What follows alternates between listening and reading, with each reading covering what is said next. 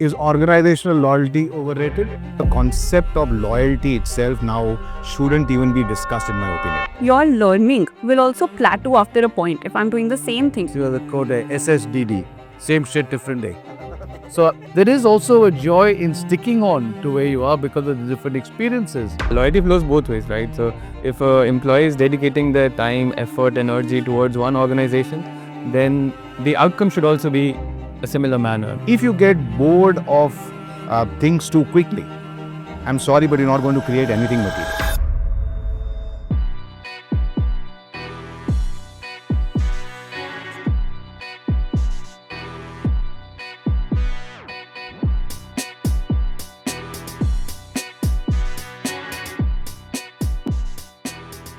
Aseem, Luis, Ishaan and Arshi, welcome to the BarberShop Bridge Edition. Today our first topic is about building careers and organizational loyalty. A lot of us grew up with, with this thinking that, go to a company, stay the course, the company will take care of you. We've all been beneficiaries of it in some shape or form. But I think nowadays there's a lot more dissonance about, is the organization giving back to me what it should in terms of stability, financial remuneration, other things. And a lot of people are now starting to feel that loyalty is very overrated. So, is organizational loyalty overrated? Yes or no? And that's a discussion. Loyalty flows both ways, right? So if an employee is dedicating their time, effort, energy towards one organization, then the outcome should also be a similar manner, that they are getting what they aspire to be through the organizational route. If that's not what's happening inside one organization, then it makes sense to maybe find a new opportunity, what suits you better. So there's a lot to unpack here. Okay, the questions that are being tabled are: is it a two-way street? Yeah. If so, then one end is not being met, and so then we also should not be expected to meet, and we'll kind of be self-preserving. The other thing to unpack is it even worthwhile? Like, even if, let's say, it's not a layoff situation, is it worthwhile to join, let's say, an organization and stay the course for 30 years? Is the top job or the money I make, etc., worthwhile? And I've been, a beneficiary of an organization where I stayed for years, and I'm hoping that the company that I run, it would be the case. But you guys have been beneficiaries as well. What are your thinking about this, and is it changing at all? I thought about this, and what comes to me is that the word loyalty, where does it really come from? If you actually go back in history, the word loyalty was when kings used to be the main providers of things. And then there were loyal subjects. The word Victorian English for this is the loyal subjects. And you are basically subservient to the king, and loyalty to the king, or kissing the ring, was supposed to be a way to demonstrate that. So we come from those times. Then we moved towards the East India Company, which also was ruling us, and therefore expected loyalty from their staff and employees who were just supposed to do the paperwork. They were not supposed to think. Somewhere after that, came the next version of the Indian business houses, which were again family business houses. So there again, loyalty to the family was given. The Munim, who was loyal to the family, trusted, was given a higher, status compared to anybody else who was not yet trusted by the Seths. So that's where we have come from. Cut to today, that word actually has lost all relevance and meaning. So there is first of all, the concept of loyalty itself now shouldn't even be discussed, in my opinion. Because the world has changed. Today's entrepreneur himself or herself could be building a company to sell. So it is not even as if the employer itself, is going to win this game. A private equity, when it starts a business, it is a stated objective. It will get out in 7 to 10 years. Correct. So now the concept has changed. It has evolved over time. And in today's relationship is more a relationship of equals, where we are saying that you come participate in the build, and in the process grow your craft, as well as get a fair remuneration, whether it's in terms of ESOPs or whether it's in terms of bonuses or compensation, which is at par with market. And it's an open market. If you find somewhere else, that you want to go, you may. But it is the objective, that if the company wants to build a long tenure business, it has to find ways to retain its people for long. The way you retain it is not by teaching them loyalty lessons. That is what has changed. But to make it worthwhile for them to stay back. I think we're all sitting around the same table with the same point of view. I changed many jobs. So I'd be the last person to say that people should be loyal to organizations. My dad spent most of his career, I think 30 odd years in one company. So we grew up with that sort of a view. My father-in-law spent his entire career working in the Indian Army. So I grew up in that environment. And I will just do the math on it. I've been 1, 2, 3, 4, 5, 6, 7. There's 7 jobs before I quit working at 48. And that excludes any internship. I keep joking with my wife that the only thing that I've had which has remained for a long term is my marriage with my wife and my mobile phone number. Everything else has been. There's a correlation there. Don't be too much into that. But the fact, I think, what I've learned is that everyone should focus on self-interest. And you're very true. Companies aren't loyal. So, there are some companies who are loyal. There are some people out there. But I think it's going to be a very small minority. And if a company will not hold on to you when you have a problem or when the company has a problem, why should you hold on to the company? So I agree with that logic totally. So we're all driven by self-interest. And I think the earliest we realize that, and everyone acknowledges it, it makes life simple, because this thing of people are working for the greater glory of something is nonsense. We work for self-interest, and the self-interest could be the joy of building up something long-term. That's fine. But when I see people moving, my only advice to them is move strategically. I see a lot of people moving to get a little bit more money, or they don't like the food, or they don't like the boss yelled at them, or something like that, which to me are wrong reasons to move. You got to show tenacity to learn and to sort of stick on and develop skills. I see a lot of people leaving also. I've learned enough. There's nothing more to learn. Life is not only about, there is a lot to learn also what is managing status quo. We've been in, the longest I've been in an organization was 8 years at IDFC Private Equity, and 6 years at HDFC Bank. You were longer at HDFC Bank, 20 years. Now, it's not that every day you came in and learned something new, but you learned about dealing with people, and that's an important skill. People underrate that skill about dealing in status quo. Yeah. So I think it's important, but I think the bottom line is we're all driven by self-interest. The entrepreneur, the manager, the employee, the driver. At home, the staff that you have, are you going to give them jobs for life? You'd like to, but if they do something wrong, how many people laid off their staff during COVID? So it's that chain over there.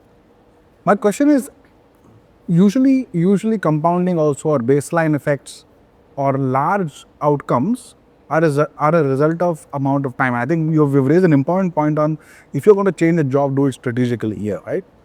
Because I think a lot of people are, and you guys should kind of step in here, a lot of people who are younger, I see, kind of take incremental bets, and that extends that period of baselining for way too long, as opposed to if you are in one organization. We see this, for example, HDFC is a classic example, Reliance, HUL, any large organization, the path to the top seems slow at first, and then sudden, in let's say year 11 to 20, and then extremely astronomical in year 21 to 30. That's usually how careers in large organizations are built. But if you are going to change a lot in the first 10, 15 years, then you extend that period a lot more. And I don't think the incrementality kind of adds up a lot. And I think that's usually a good thing. I think so. That's also because, let's say if one is shifting jobs after every 2 years, for example, when you enter a new job, it takes generally about 4 to 6 months to at least be a part of the culture, understand the job. You need to prove yourself. And that takes a lot of time and energy in the beginning, whenever you're joining any new job. And if you keep doing that after every 2 to 3 years, then essentially you're wasting that 12 months of your career in just proving yourself before even you enter and show your impact in the organization. So let's say if you're sticking to one job, so I'll give you my example. So I've been with Rebel for 6 years now. I'll complete 6th year in next month.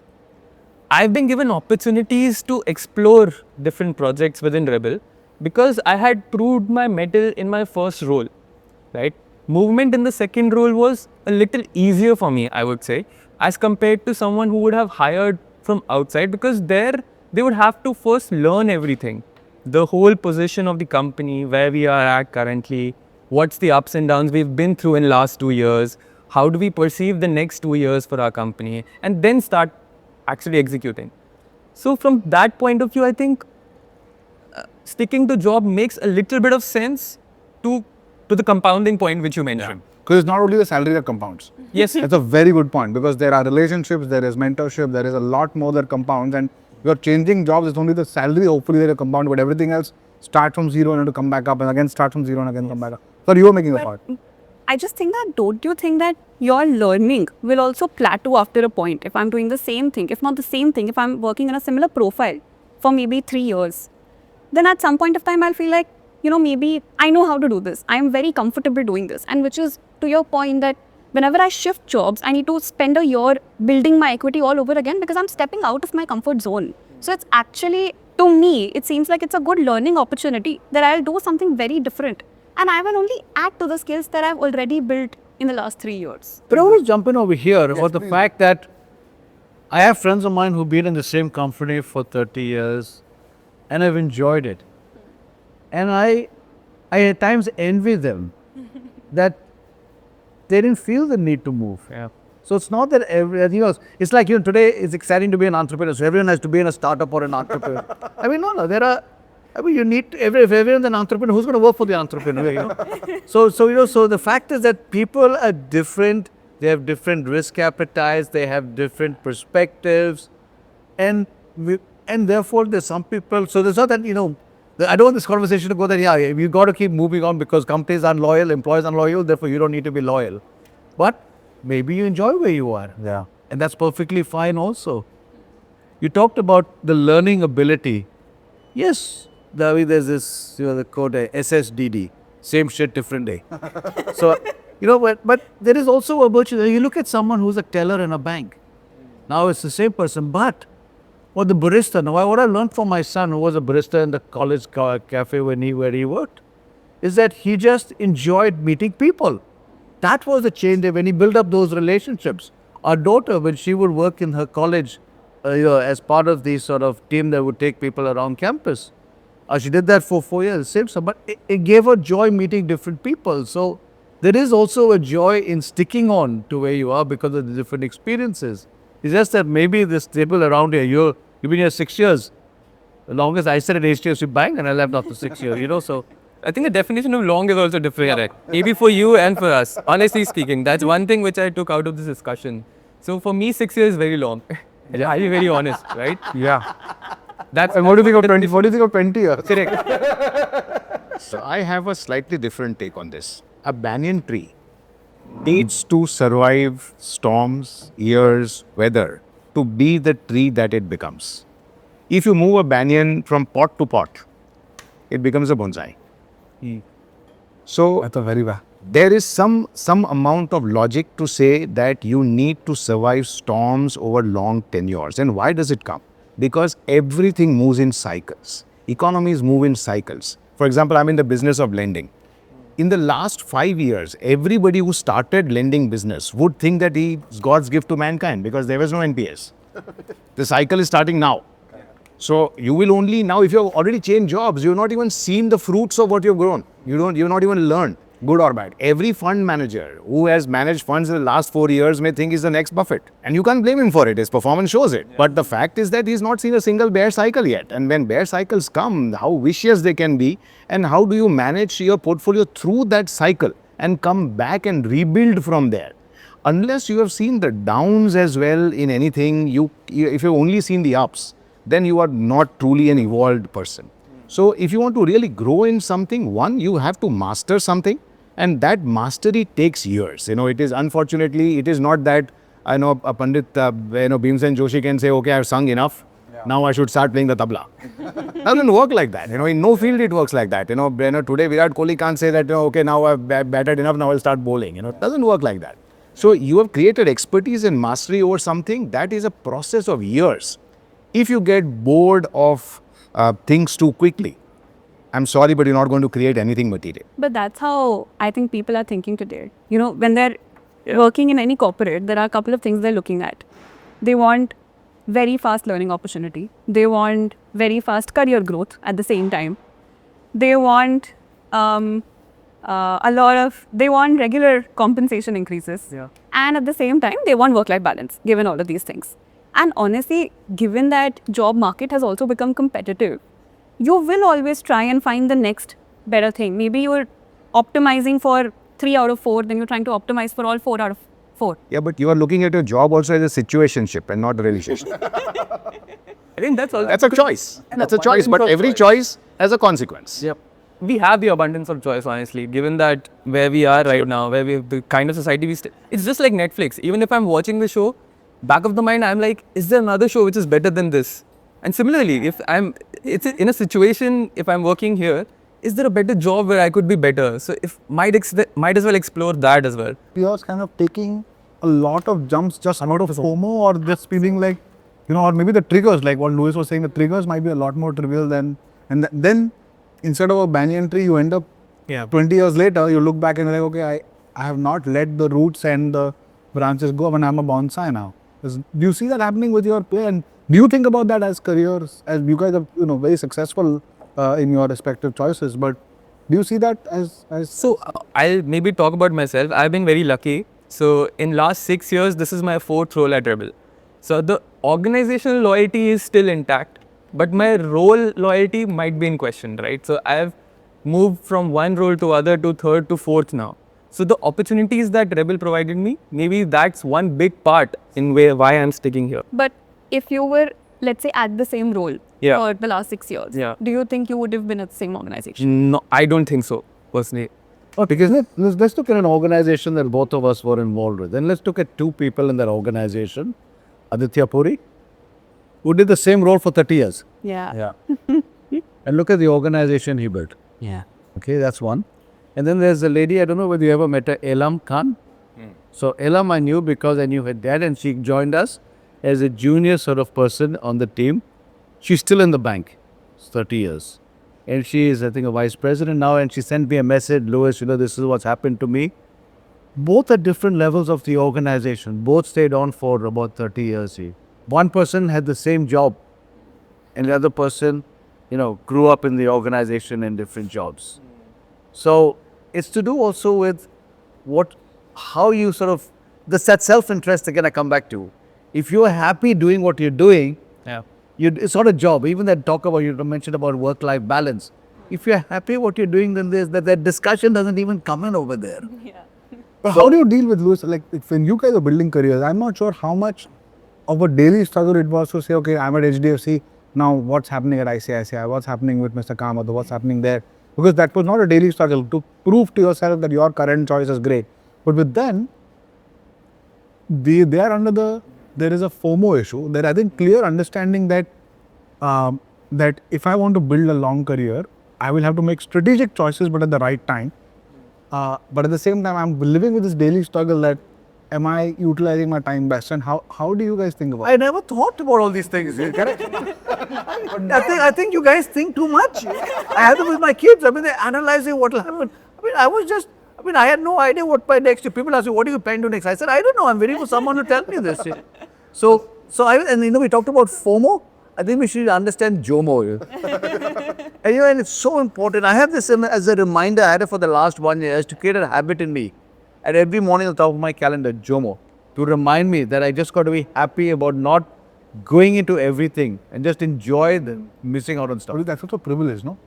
When you are 24, 25. But I was also 24 one time, no? And I never thought like this. And I was the lowest paid guy in my class, as we talked about. There were times at the end of the month where I started cooking because there was no money to go to a restaurant or buy. I started cooking at home also. That's another story. But the fact is that it's not, that's a single privilege. We never started off like that. But even at the HDFC Bank, there were none of all this fancy frill stuff over there. But today, if you're starting HDFC Bank, there will be this. And how do you deal with this? And see, if you look at India, the word jobs actually began in 1992 with Manmohan Singh opening up the economy. That was the first time what is now known as a job was born. Before that, you were munim to a Seth. Okay. It's a different word. Or you were in the government. So private sector actually started somewhere around 94, 95 and then started to build from there. So we entered the workforce, around those times. So then we didn't have the current paradox of choice, that is there right now. And the paradox of choice always is that the more choice you have, the more unhappy you become, because you always worry what you are missing out and where that road could have gone.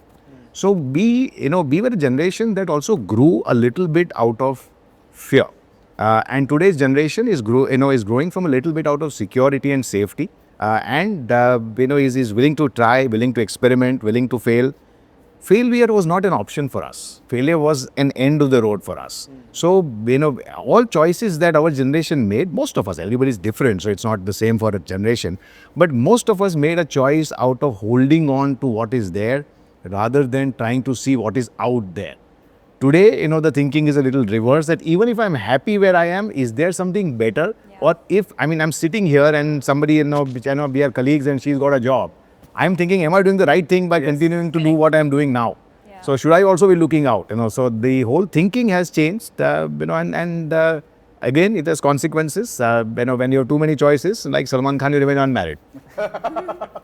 But I actually want to flip this to the other side. So you both have running fantastic organizations. So how do you perceive when you're hiring? Let's say a candidate who's switched jobs every 2 to 3 years, or someone who's stuck to one job for 10 years.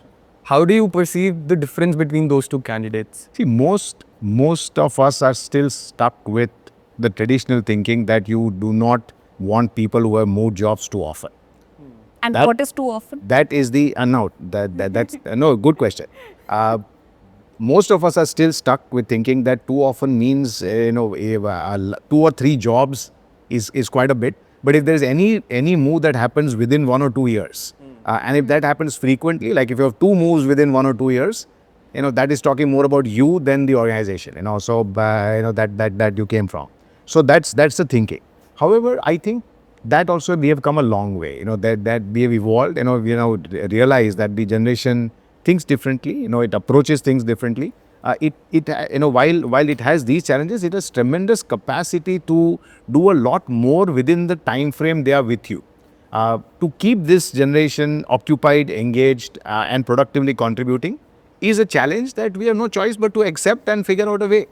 This has been fascinating, by the way, and thank you, Arshi and Ishaan. You guys are there's much to learn. Every time I kind of talk to folks who are much younger in our organization also, I'm all earlier, like 3-4 years back, I used to think that generation is so different, their work-life balance, especially when I got it.